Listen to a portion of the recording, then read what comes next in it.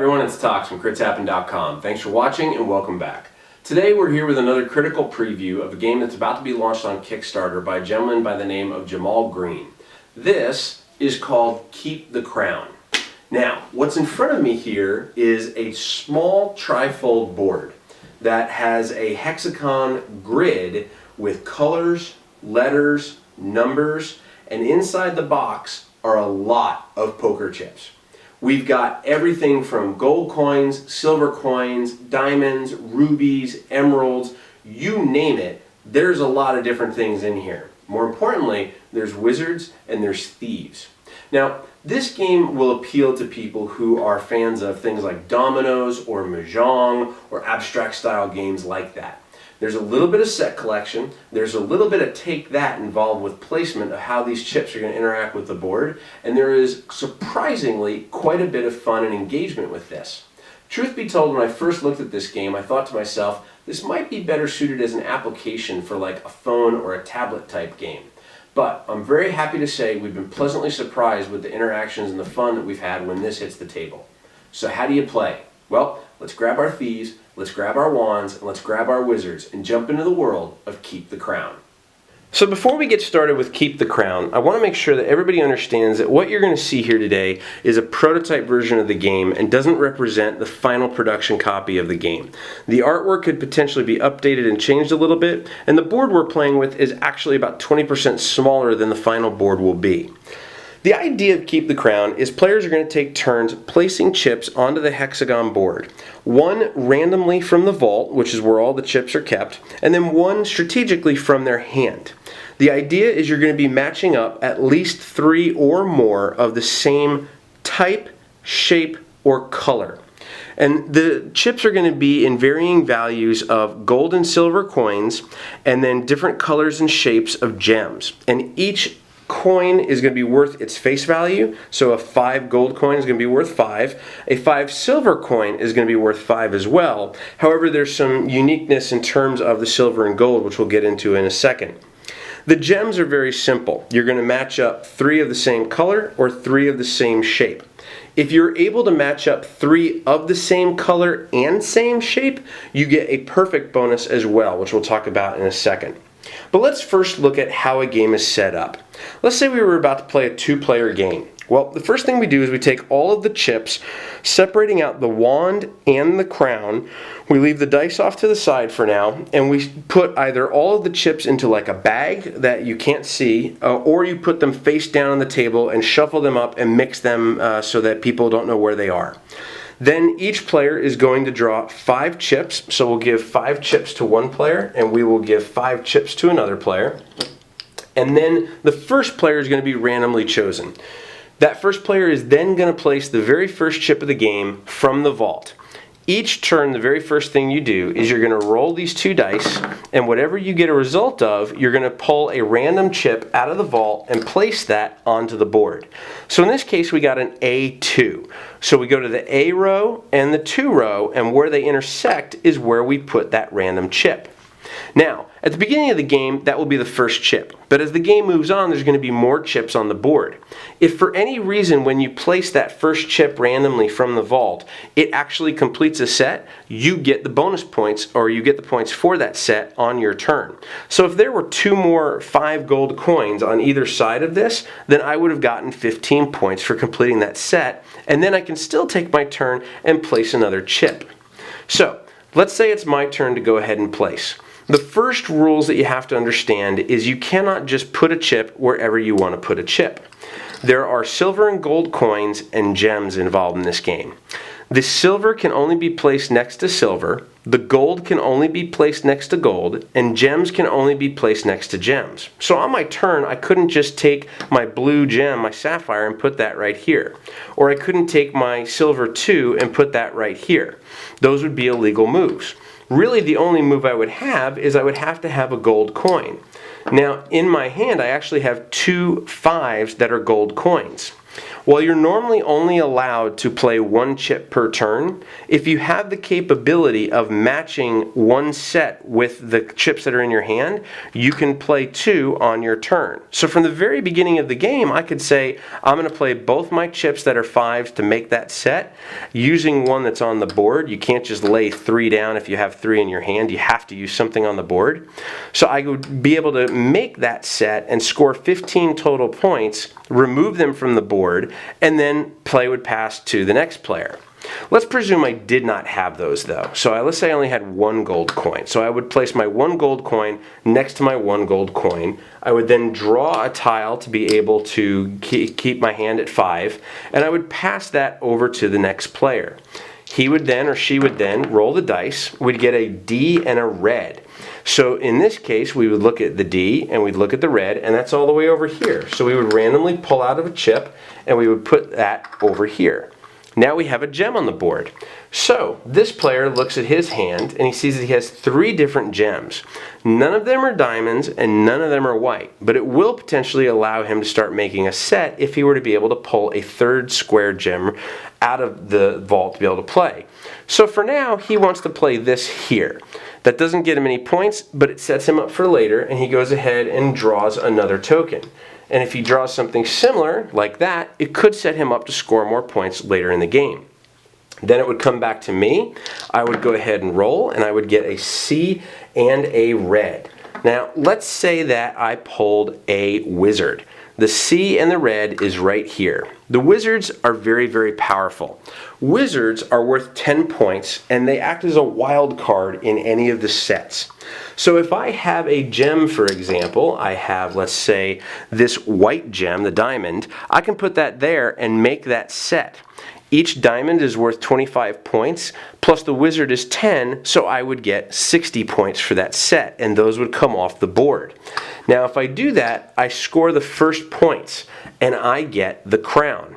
Once someone scores, they get the crown. Whoever is the furthest down or in last place gets the wand, and there's going to be different rules associated with each of those. Now when it comes to the crown, that can switch to whoever the person is that has the most points. So while I may have the most points now, if somebody else scores and gets ahead of me, they're going to take the crown. But what does the crown do?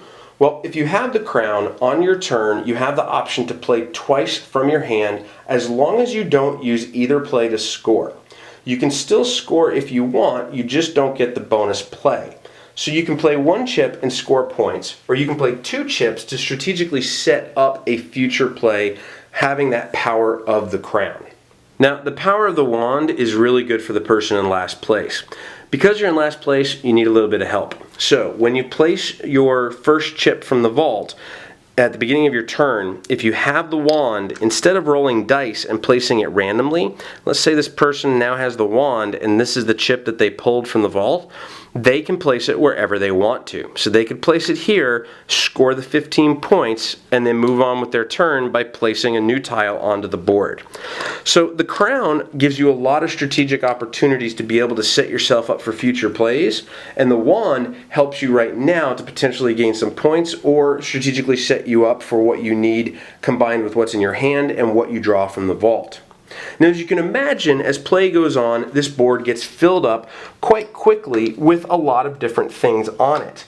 But what happens are thieves are going to come into play. Now, what thieves do is thieves allow you to place on a tile wherever a chip already is, take that chip from the board and put it in your hand, and be able to use it on your turn as your placement.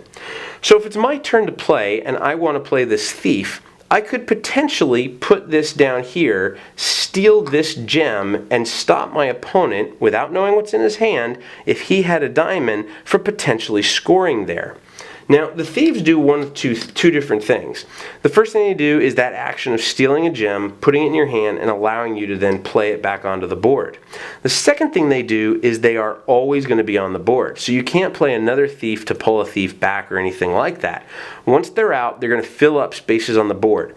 And unlike the wizard, who is a wild card that can work for gold and silver coins or gems, the thief fills up that space. And because there's so many thieves in the game, they're going to slowly over time take up spaces on the board and force you to get to a point where the game is going to be over. The other thing that we didn't talk about is the wizard's double power. While the wizard will allow you to complete a set of identical gems, identical color gems, shape gems, or coins, if you have multiple wizards, you can double your score. So for example, if I put a wizard here, that would be 20 points. 5, 10, plus 10 for this wizard is 20. If I were able to have two wizards in my hand and place two of them down here, that would give me 10, 20, 30 points, and because I've used two wizards, I double the score and get 60 points for that set. So the wizards can become very, very powerful. Now the one thing that the wizards don't do is they don't make a perfect set. So normally, if you were to be looking at a perfect set of gems, you would have 3 of the same shape and color gems. So in this case, 10, 20, 30 points becomes 90 points because it is a perfect set. You get a 3 times bonus. However, if I completed this using a wizard, I would not get the perfect bonus. I would just get a normal set bonus. So this would be worth only 30 points. If I used two wizards though, it would go to 40 and I would double that and get 80. Now, this sounds like a lot of points and a lot of bookkeeping. It actually isn't.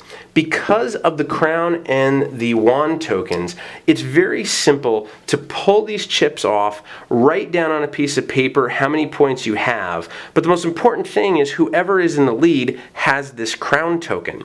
So at the end of the game, it's not like you have to sit there and tally up all of these points. It's actually quite easy to just go by whoever has the crown is in the lead. Now you will need to do a little bit of bookkeeping to make sure that if somebody else exceeds whoever has the crown, is going to be able to make sure they get the crown, as that's part of the game, keep the crown.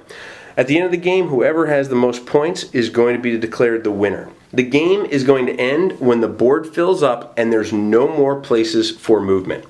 Now, the thieves are going to add to that. The timing and strategic moves you're going to play to either make sets or block opponents from making sets are very, very key. One of my favorite things, for example, when we took back this diamond with the thief, one of my favorite things to do is be able to use a thief to pull something back and stop somebody else from making that set, and then turning around and on a future turn being able to make a set with one I have in my hand and one that I've stolen with the thief.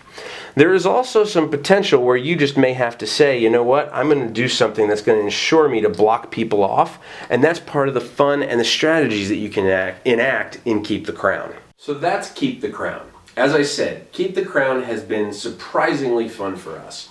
As you can see from the gameplay, it's actually very easy to learn and very quick to pick up.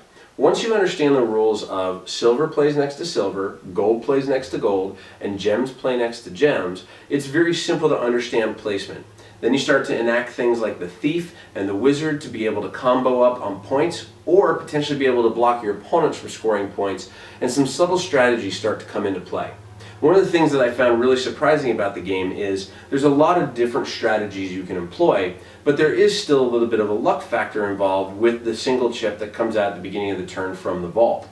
So you could have a play ready to go, but then you could draw a chip from the vault at the beginning of your turn that puts itself in a position to block you or potentially open up something else. Of course, because the chip from the vault could potentially complete a set for you as well, there's always a risk and an opportunity to be able to gain points off it as well. So it's not always a dangerously bad thing. There's actually sometimes a good things can happen as well with it. But the fun thing is that you can go after some very small value coins and try to rack up points very small chunks at a time, or you could sit back and try to make those sets of perfect gems or sets of larger value gems to be able to get larger points over, one big turn. And because of that, there's a lot of different things that happen when you're playing the game in terms of engagement with other players. You're going to be watching what they play, when they play, a little bit of trying to figure out what they have in their hand and what they're trying to build to. We've actually seen games where people started to play coins, make their opponents think that, hey, they're going to go after, making sets of those coins, and then all of a sudden they drop gems and they blow up and they get a bunch of points. So there is a little bit of subterfuge and a little bit of, hedging your bets on that, which make for a really fun experience. But again, because it's so simple to learn and so easy to teach, this is something we've been able to enjoy with adults around a table for the evening or with younger children on a family game night. We have 2 young boys who are 5 and 8, and both of them have really enjoyed this game.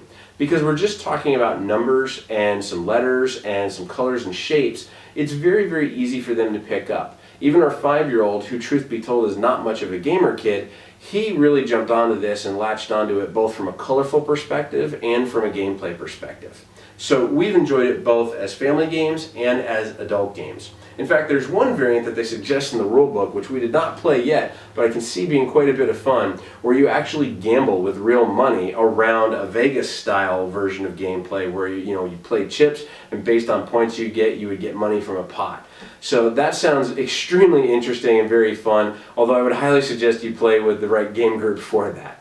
Overall, we've really enjoyed Keep the Crown. We're looking forward to seeing what good things come out of the Kickstarter campaign, what extra goodies Jamal has up his sleeves in terms of backer levels and pledge levels, and we hope that you've enjoyed it too. Feel free to leave your comments below on the YouTube channel. Of course, you can chime in on Facebook, on Twitter, and Google Plus by searching for Crits Happen, or at our homepage at critshappen.com. But until we see you next time, we hope you enjoy all of your chip placing, set collecting activities inside of Keep the Crown. Thanks so much for watching. Keep rolling those dice, and we hope they're all crits.